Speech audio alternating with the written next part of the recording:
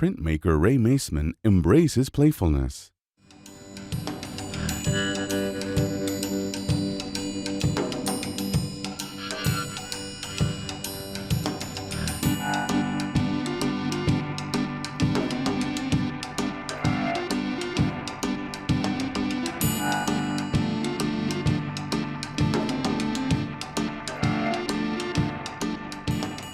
Your work lends itself to metaphor. Can you talk a little bit about that? Well, all the stuff I make, it's kind of like after I've made it, like, oh, this is what this meant. At the time, it's just kind of I should put this bicycle here. I should put this animal on this bicycle. There should be a thing off the top of the bicycle. Oh, this wants a little mountain in the background. So it's like not thinking about what it all means. It's just like composition and what color looks good. And somehow through that, whatever was floating around the back of my brain pops out. You know, when my kids were younger, that was a lot of sort of fatherhood stuff and parenting things, and a lot of traveling happens. And I don't know how much that's wanting to travel. Some of it's wanting to literally travel. Some of it's sort of like, life is a journey kind of thing.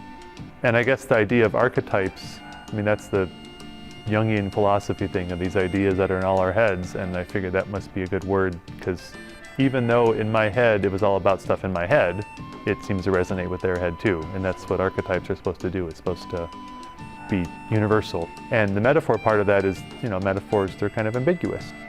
Sometimes maybe the boat is a boat, but you can interpret it lots of ways.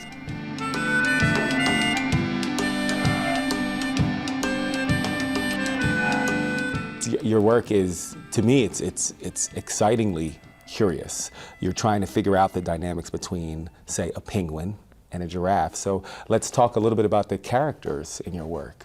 The animal started happening because a friend gave me a book about animal fathers, and the first third of the book was about emperor penguins. And I didn't know anything about male penguins, but reading the book I discovered the male emperor penguins, they take care of the egg. And well, that's a good role model for I'm going to try to be that dedicated. And after a while, the penguin needed a buddy. Like the penguin was solo and the penguin needed a friend. And so seahorses, the males get pregnant. The males bear the young. And so the seahorse started showing up.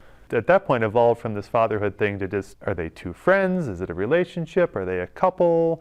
Are they parenting the egg? Is the egg something else? Like the whole metaphor thing kind of took off. Questions. And it also kind of evolved into this archetypal thing of the anima and the animus, where like, if you're a man, you have your internal woman, and if you're a woman, you have your internal man. And it kind of became that. And I'm still like, depending on you, the viewer, as to whether the penguin's the internal woman or the seahorse is or what. But just that playing with like female-male identity and like what that means. And the giraffe and the bird? So, well, the penguin seahorse got to the point where like people were giving me penguin and seahorse gifts. And I was just, I don't want to stop. I don't want to be the penguin guy. I don't want to be the seahorse guy. I need a new animal.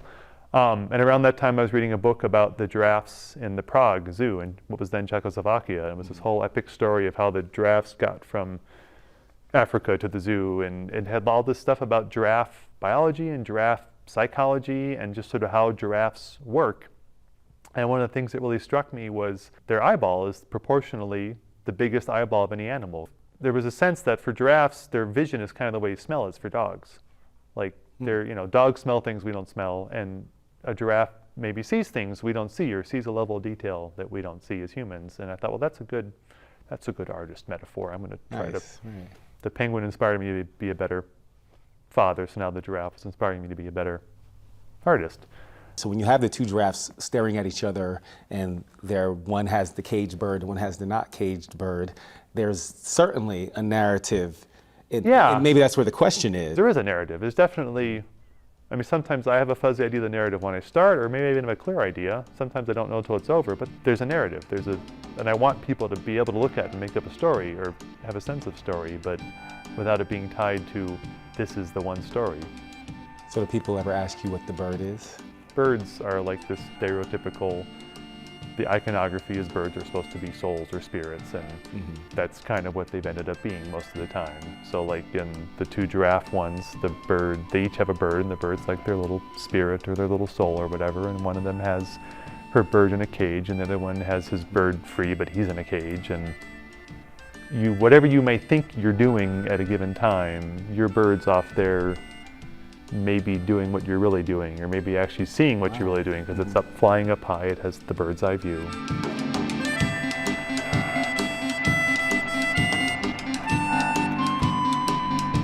that kind of sense of play, that inherent sense of play that children have and that you have in your work. Can you tell us where that playfulness in your work comes from? It's really important to feel like you are safe and comfortable enough to just try things without knowing how it's going to turn out, without knowing for sure what it's going to mean.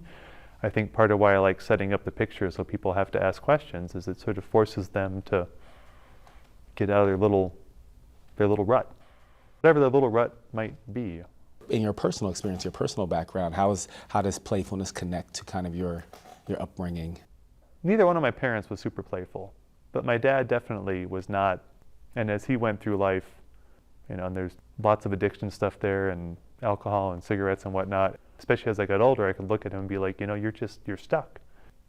I mean, definitely when addiction stuff happens, like, you know, people have done studies where like people's brains get kind of almost literally rutted, like you get in this path of whatever your addiction is. And I would read about those and look at my father and be like, well, yeah, it's too scary to get out of the rut. And there's not any play happening. I have two brothers. I think for all three of us, we sort of looked at our father and went, we're not going to be like that. I'm going to be a better dad. I'm going to be a more happier person. And I think for me, the art was just a way to explore that. Let's extend this playful trajectory. Mm-hmm. What is the future, you know, the kind of progression of your art? I don't know. I think a big change just happened. I haven't digested it yet. This summer I'd spent a month living in the Faroe Islands, which are up in the Norwegian Sea. It was this artist residency. So I spent a month in this whole other country, far away from here. It removed me from our normal context. It was an adventure. And since I got back, I've had almost no interest in giraffes. The penguin is still floating around, but I think it's a return to, I think earlier the penguin was more like partly a self-portrait, sort of like stand-in for me, and that the penguin has reappeared that way. But I don't know yet what that means. It makes me think about stuff, but I'm not conscious that I'm thinking. I'm just making stuff, and then down the road, I'll know what it means. And I'm not there yet. I'm the penguin in the boat sailing across the water. The metaphor. Or floating through the air, the metaphor of like, I know I'm going somewhere. Something about being a human. You want to go see what's there. You want to go find out what else is there besides what's right in front of me.